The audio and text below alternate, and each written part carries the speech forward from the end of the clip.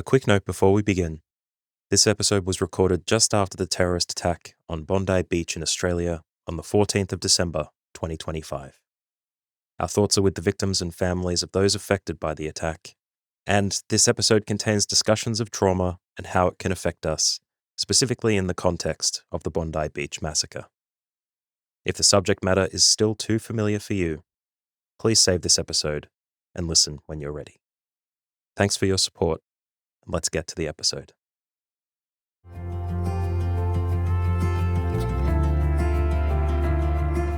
In times of trauma and adversity, we must create space for connection by sharing a story of hope. Welcome to Stories of Hope Worldwide, hosted by Kerry Atherton. This podcast shares inspiring stories of individuals who have faced significant challenges and emerged stronger, offering hope and resilience to listeners all over the world. Join Kerry, the founder of Stories of Hope, every week to hear these remarkable journeys and find strength to overcome your adversity. Now, let's listen in to this week's conversation.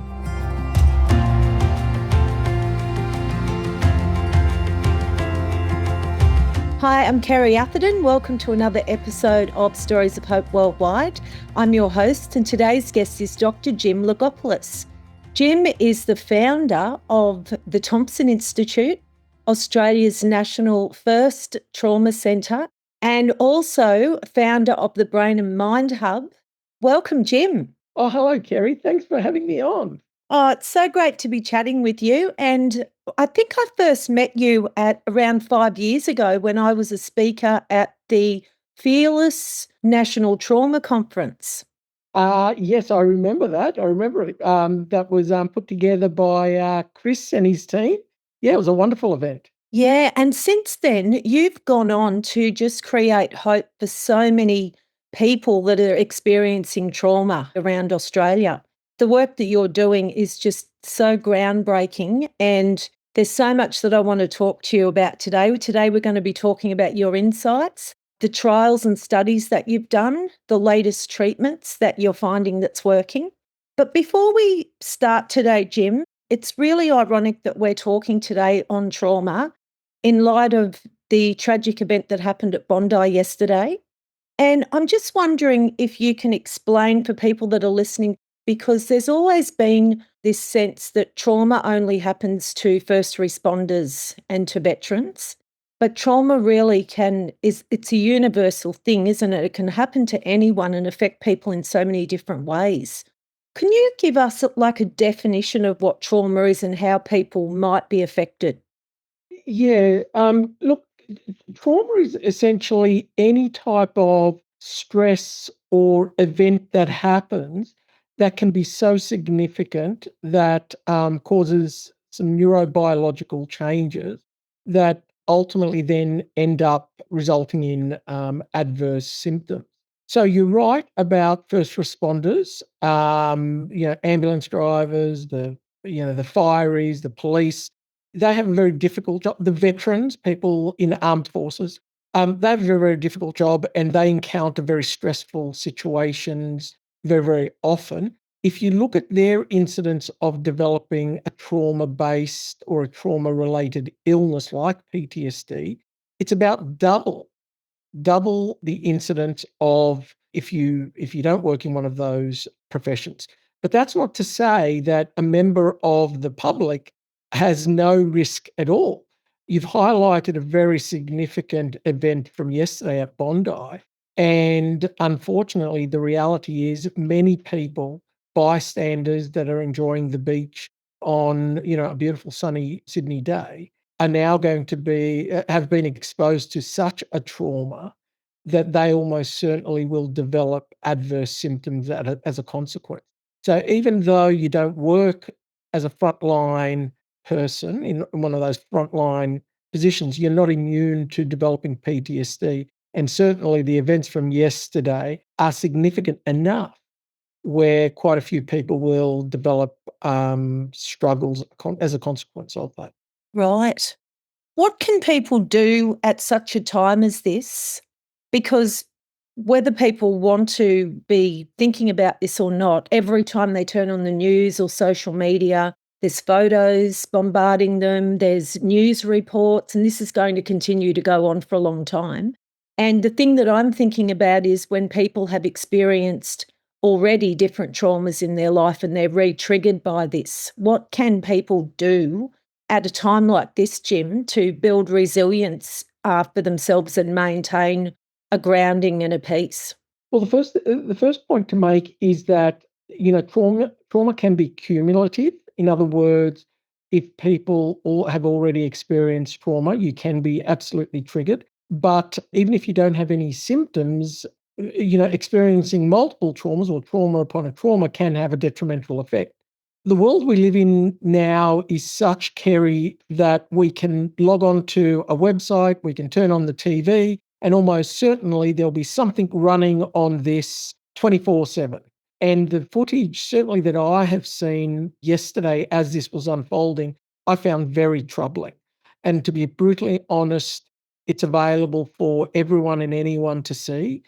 And to be fair, well, I think there needs to be some restrictions in terms of the graphic nature that is being reported. I understand that they do put a graphic warning on it, but replaying a lot of what unfolded yesterday, I really think doesn't serve any purpose whatsoever.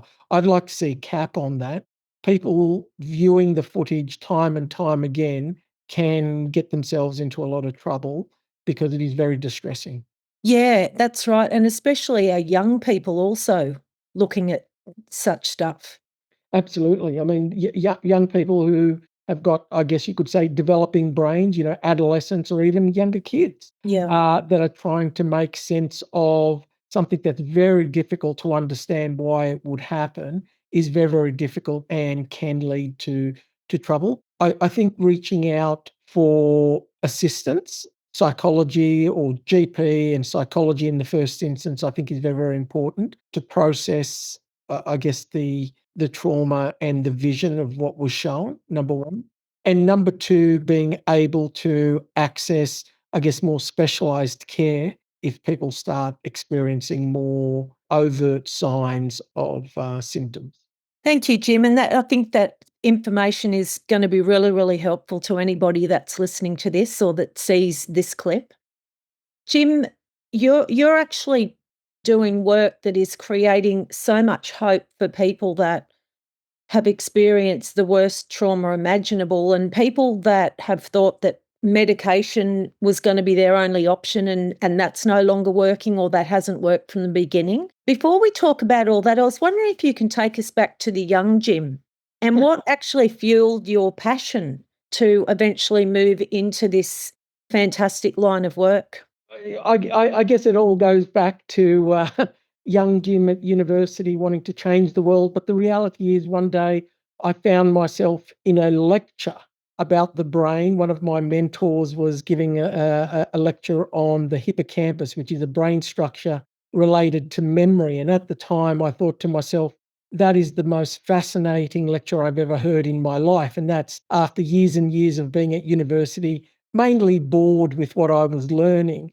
And that really lit a fire under me and went and saw Professor Bennett and wanted to do a little bit more research with him. And then it sort of led me down the path of more study in terms of research and postgraduate study. And I was very fortunate enough to fall into a new discipline that was just emerging at the time. And that was brain imaging, non-invasive brain imaging. And at the time, there was very little known about the functional and spectroscopic measures because the MRI was very, very new at the time. And so I found myself doing a lot of work and a lot of my research was being led by this new technology, which for the first time allowed us to look at how the brain was actually functioning, not just the structural components of the brain, but also the neurochemical and the functional components, the metabolic aspects of brain function.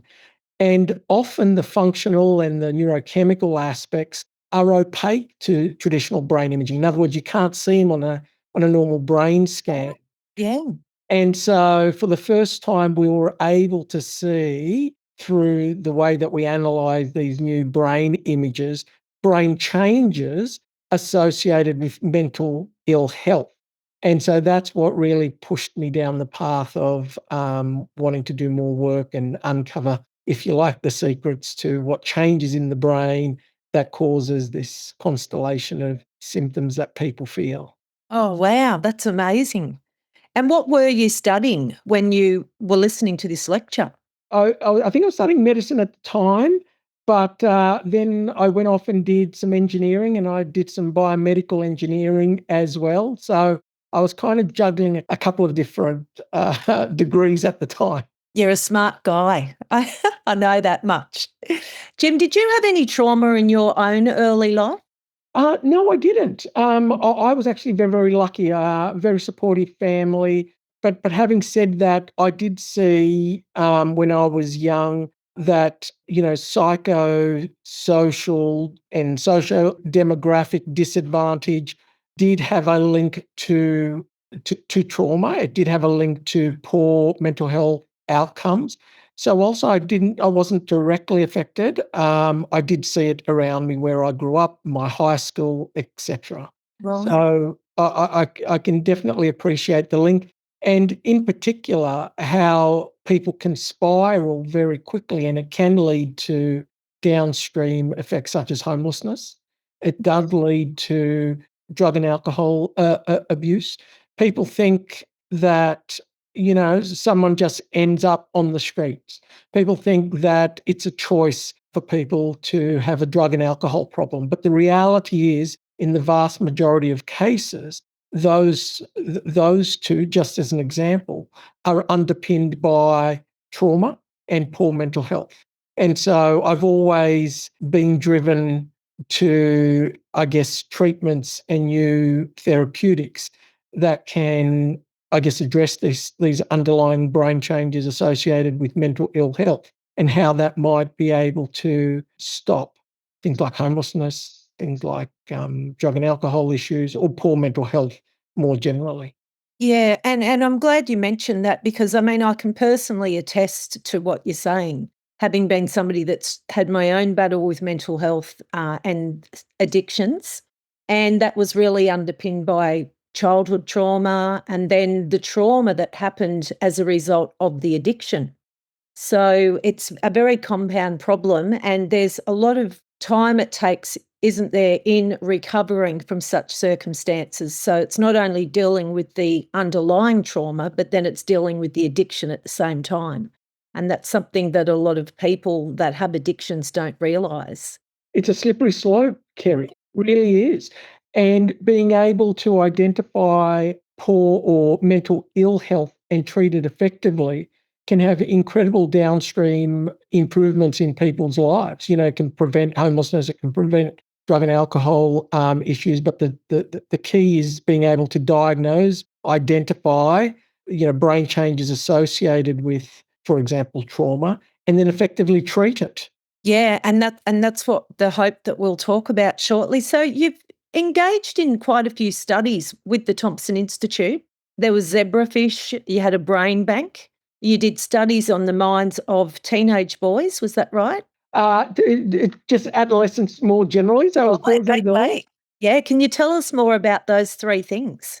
So when I was at the Thompson Institute, I've moved on from the Thompson Institute. We set up Australia's first PTSD centre, and as part of the centre, there was a molecular biology platform that looked at some of the molecular processes that changed, that then resulted in brain changes as a consequence of trauma. And you could do human research to look at those molecular processes. But there was also other ways that you could study disease process or changes as a result of trauma. And you could use a zebrafish, which is a little aquatic fish, which is about an inch. People know what they look like. Incredible, isn't it? Oh, they are. Now, I didn't run any zebrafish experiments at the Thompson Institute when I was there. I had left by the time before they started, but I certainly ran zebrafish experiments when I was at the University of Sydney. And the beauty about zebrafish are that you can genetically modify. They can be created to express particular phenotypes, and that is to say, they can be created to have a PTSD, to exhibit PTSD symptoms. And that allows us to then study brain changes or neurobiology and other processes and mechanisms. And it allows us to study different interventions or to identify windows in a molecular process in which we can intervene.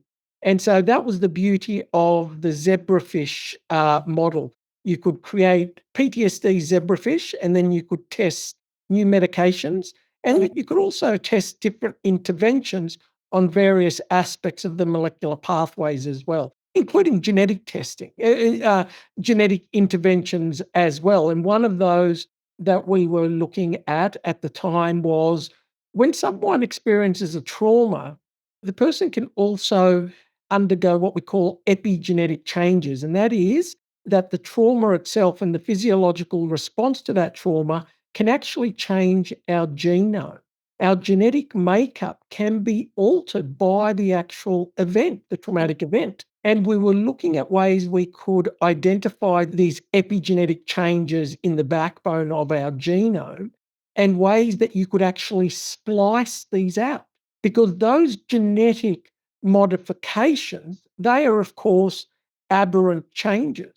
And they then code for things like anxiety and depression and other ill effects.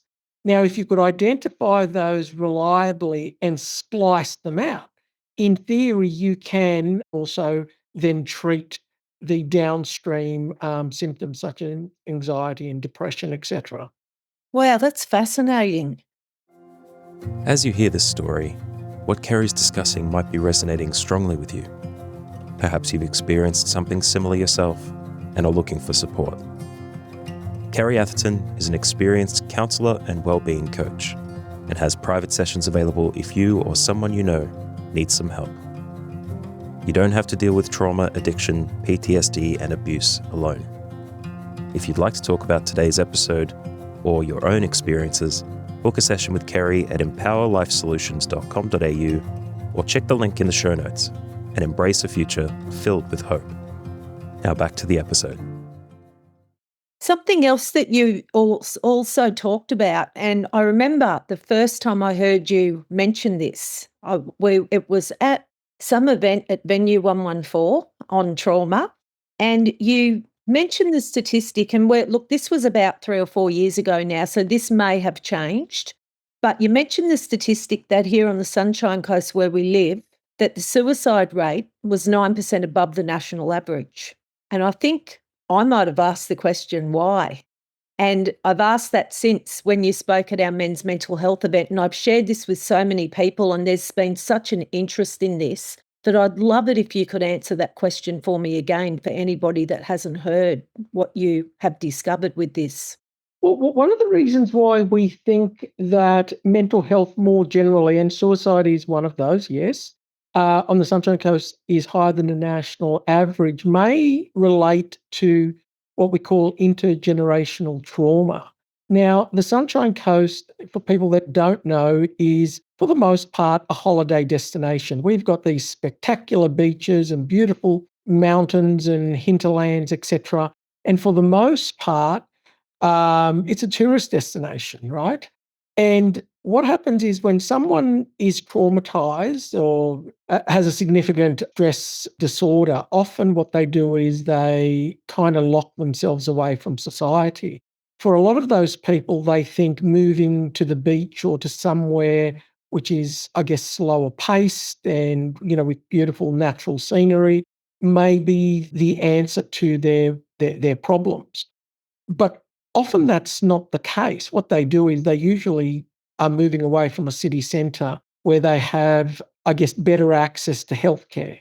Now, the prevailing theory is that about 20 years ago, maybe a little bit longer, when the first Gulf Wars occurred and veterans returned back to Australia, many or some of which had significant mental health problems as a consequence of trauma, a lot of them or some of them moved to places like the Sunshine Coast. And as a consequence of their trauma, they experience what we call epigenetic changes. So changes to their genome where that aspect of their genome now was coding for things such as anxiety and depression. So they were young people at the time, they met partners, they got married, they started families. And the theory is that those epigenetic changes can be actually passed down to offspring. Yeah. And a lot of the children, I guess, of people afflicted with these changes are now expressing those changes themselves, because how genetics works is that we get half of our genetics from our mum and half from our dad, and we hope that we get the good parts of both. But it's a bit of a lottery, right? And so you don't really get a choice in what genes get passed down. And if you unfortunately got dad's or mum's genes that were epigenetically altered as a consequence of stress, then you have now got those genes and you could now be experiencing symptoms. Now, we know that that theory is plausible because the Sunshine Coast has one of the highest populations of veterans. We've got over 3,000 veterans, which is heavily overrepresented for a population our size. So the idea that many years ago, veterans moved to the Sunshine Coast for a slower life or a slower paced life is actually true. Thanks for sharing that, Jim. And so, with what you were sharing then too, because I know that there's definitely a genetic component with people that struggle from alcoholism and different addictions. Could you just share what happens? Because if it has been passed down through genetics, there's something that can or can't switch that gene on, isn't there? Learned behaviour also plays a part in that, doesn't it, as to the outcome for the person as they grow up? Absolutely, Kerry. So environmental triggers, are important. So you can have, I guess, a genetic makeup that predisposes you to drug and alcohol issues or to, mental ill health, depression and anxiety, and you can live quite normally and, quite healthily. And there could be an environmental trigger or a very significant stressor that then one day comes along, and if you like, those genes or that pattern or makeup is now triggered on, and you can slide into mental ill health very, very quickly. There's no doubt about that. Aspects of our environment around us play a very significant role. We can't just blame our genetics. We can have a predisposition. In other words, there can be a warning sign there, and our environment can then come in over the top and trigger some of those to activate. Right. And that's good news too, isn't it? On the other hand, because there's some people that may have that family history, but then they have a good environment and they haven't experienced adverse events in their life, and they could go on then to not have to go through what their parents or grandparents went through. Yes, absolutely, absolutely. But often you don't know, often people just don't know how close they are. Often they don't know what their predisposition is, etc. And not knowing that can put you in harm's way, if you like. So, for example, if you had a predisposition to mental ill health because of the way your genes were made up, and you knew that, you wouldn't take on a job as a frontline worker, for example. Yeah, So true. Right. an increase in stress is going to be could result in a bad outcome. But often we don't know that. We don't know what our how we're, I guess, genetically made up. And so in the vast majority of cases, if not all cases, you kind of just have to, live life and, play the cards that are dealt. And that's where the work that I do with regards to the treatments and new treatments and being able to identify brain changes related to mental ill health are important, and being able to develop new treatments that have a higher success rate than the traditional treatments that we've had for the last 50 years or so. Because often people will become unwell through no fault of their own, through just living life.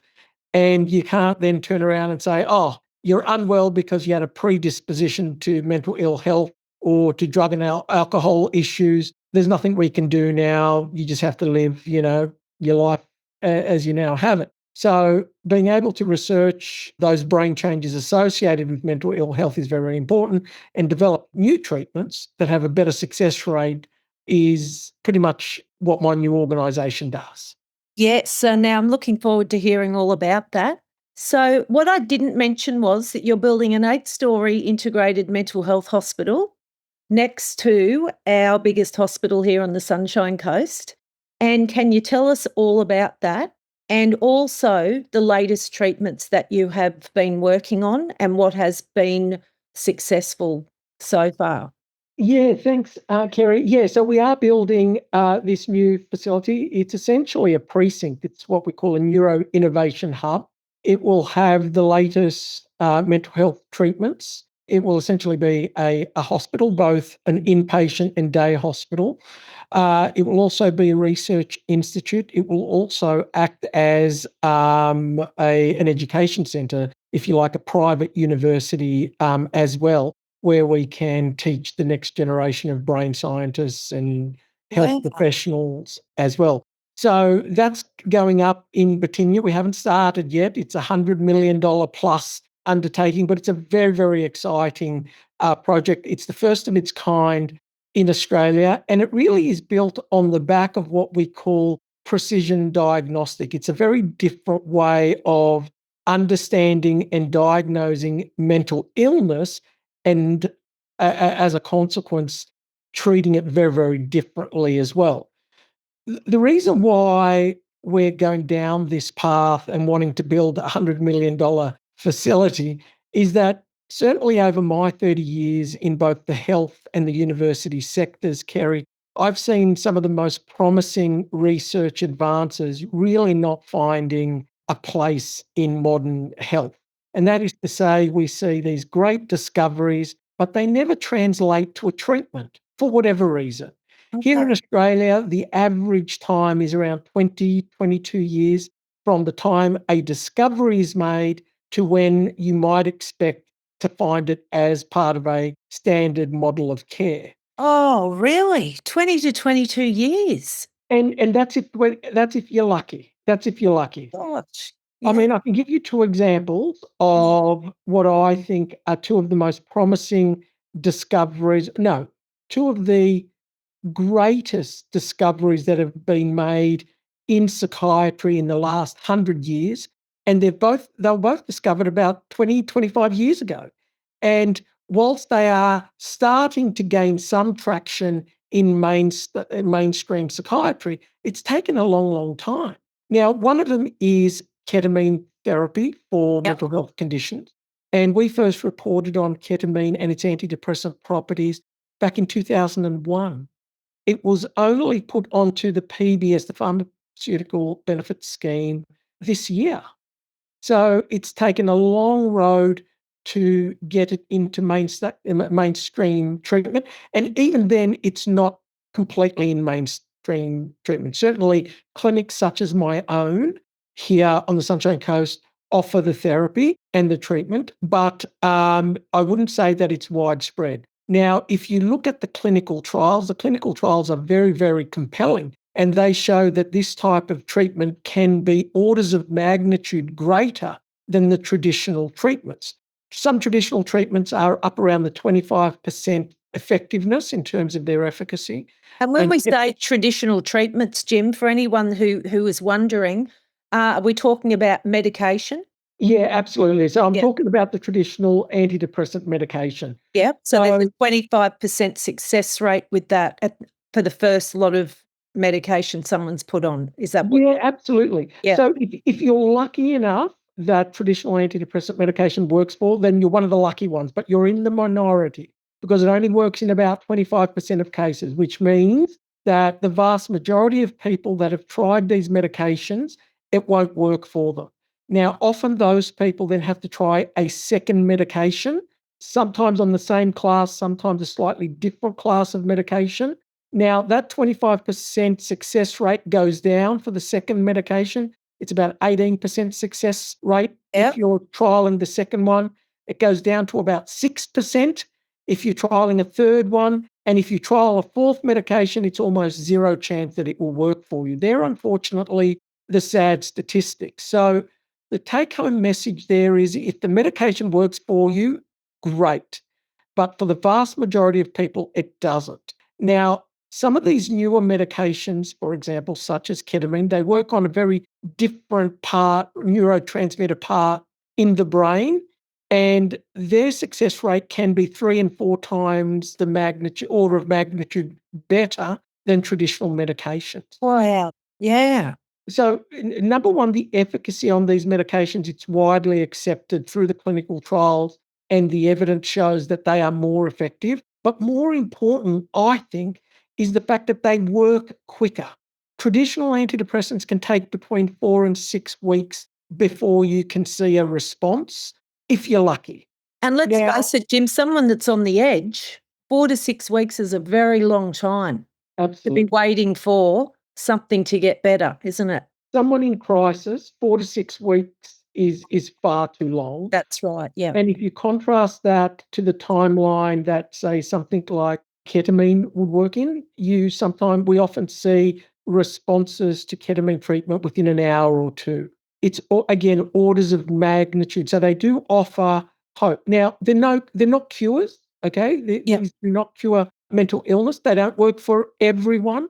But for those that work, and it's more people than not, they work quicker and people get a good response. So that's one example of a medicine that was discovered, if you like, for a particular purpose more than 20 years ago. And it's only just finding its way into mainstream.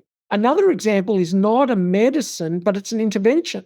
So transcranial magnetic stimulation, or TMS, again, it's been around for about 25 years. In the early days, wasn't very effective, but the mechanism by which we thought it would work was robust. And over the years, this treatment has been refined, and the technology, if you like, the machines work better now. And nowadays, TMS can be very, very effective.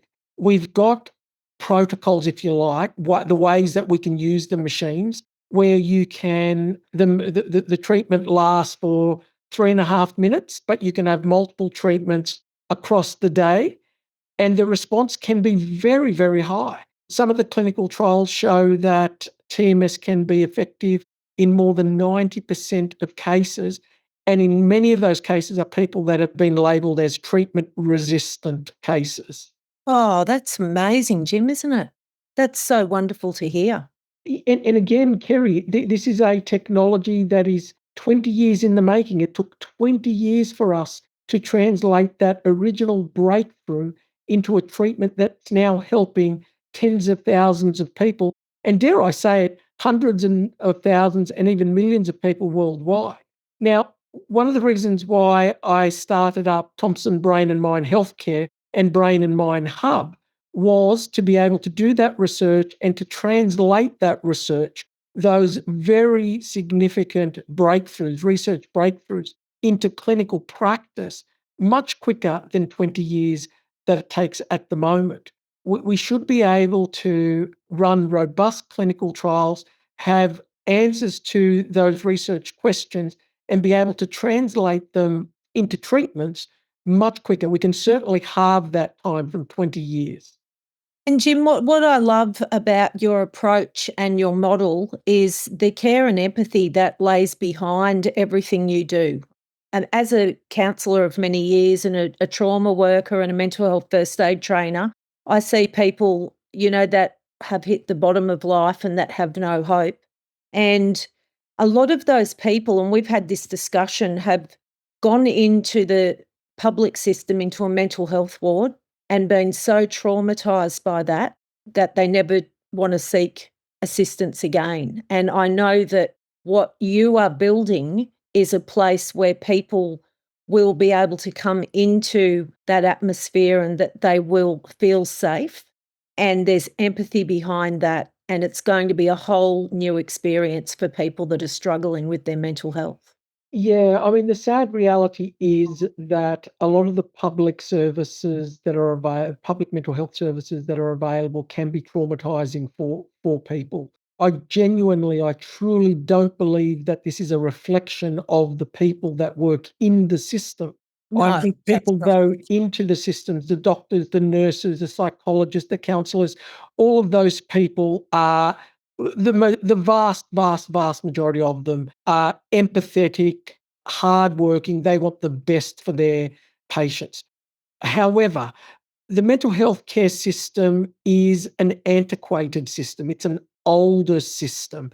There are newer, more contemporary systems out there. Our model of care is very, very different to that.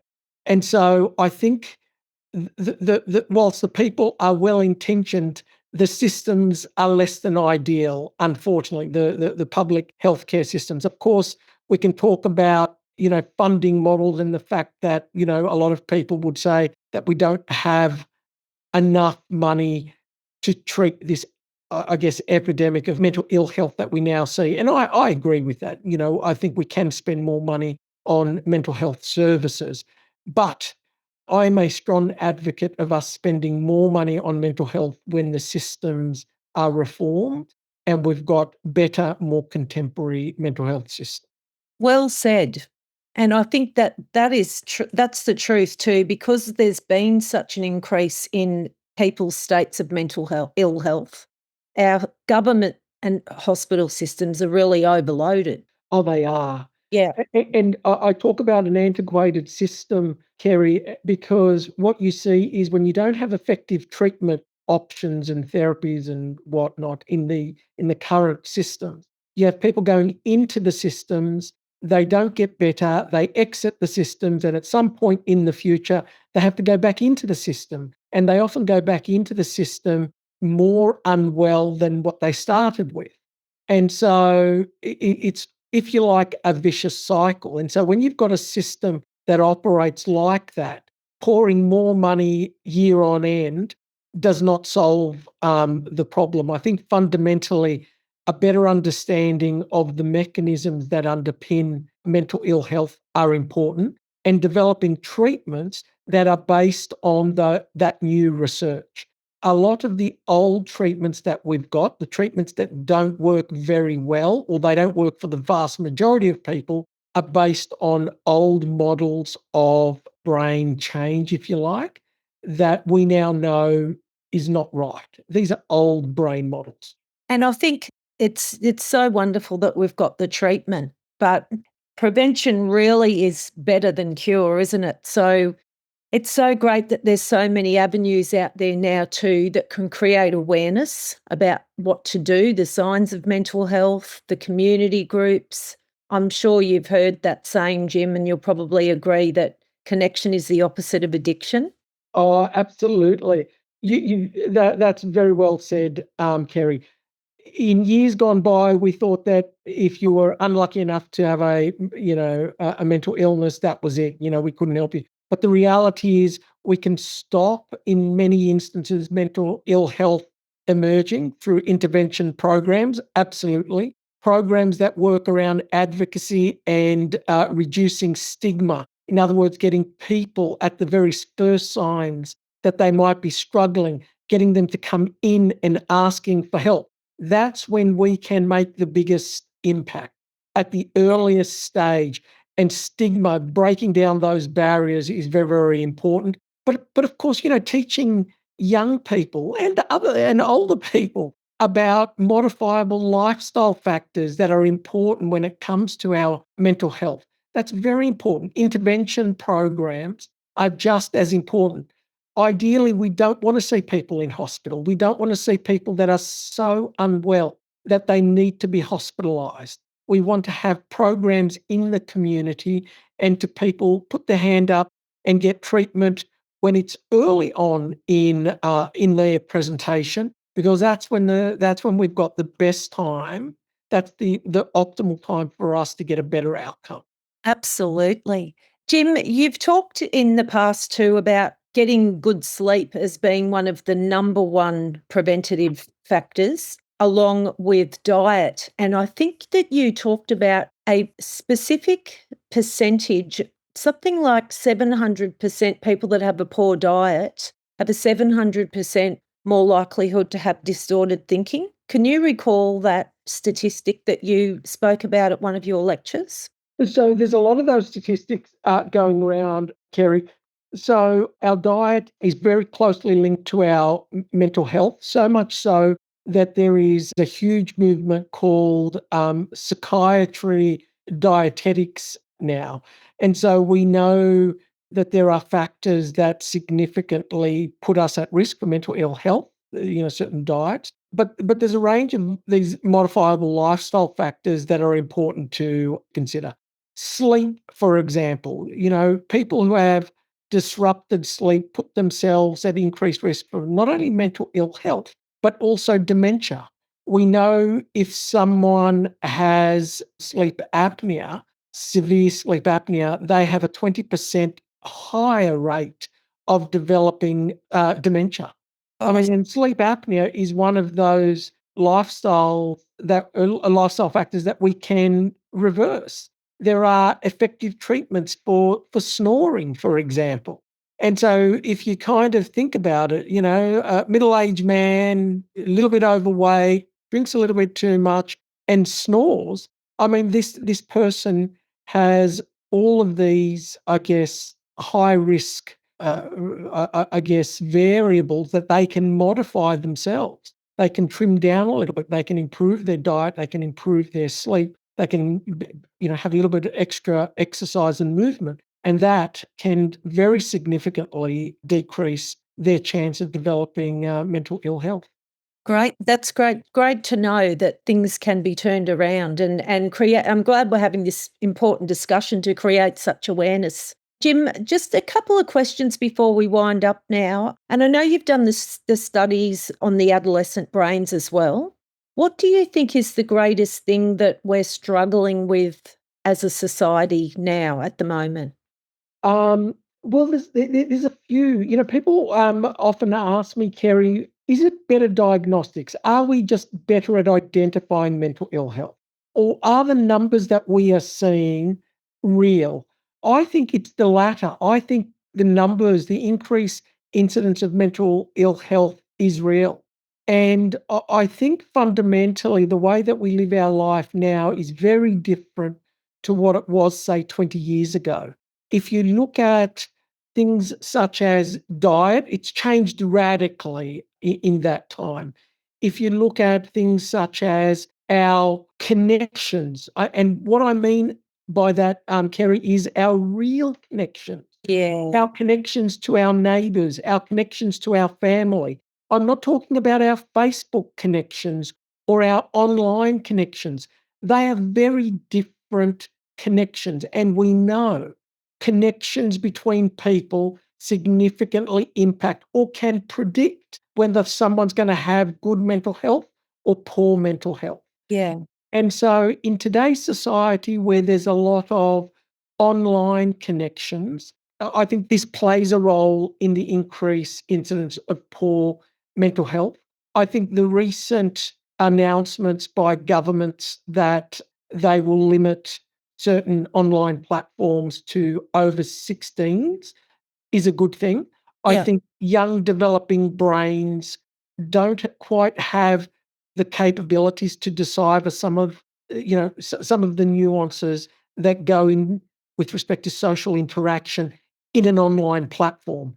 We learn by looking at someone opposite us, interacting, playing, etc. In an online environment, we can't do that, and our brains develop in a very different way. Yeah. And so I think that the incidence of mental illness has increased, but it's done so because fundamentally, as a society, we live our life in very different ways. Yeah, right. Thank you, Jim. The last question, and it's the big question that you're not prepared for, but what's your message for the world? Don't ignore early signs of mental ill health. If I can just put my clinician's hat and my researcher hat on, don't ignore those signs. Reach out for help. And, if the first treatment doesn't work, seek out evidence-based treatments. I would also hasten to say that people should avoid, these, if you like, online scams. The old adage, if it's too good to be true, it often is. reach out, evidence-based treatment if you're struggling, because chances are that there is a treatment that will help you. Well, Dr. Jim, it's been an absolute honour to have you on my podcast, and I know that just so many people that follow this podcast are going to be really, truly inspired that you're offering everybody that's struggling with mental health and trauma and PTSD, and thank you so much. Oh, Kerry, thank you for the opportunity, and yeah, thanks very much. I've had a blast. Thank you. Thank you for listening to Stories of Hope with Kerry Atherton. If this conversation helped you, please consider sharing the podcast with a friend or leaving a rating and review on your podcast player. If you'd like to find out more about Kerry Atherton, head to storiesofhope.com.au, where you can purchase her books or find her next event. Check the show notes for links and information about our guest in this episode, and remember, you don't have to walk your path alone.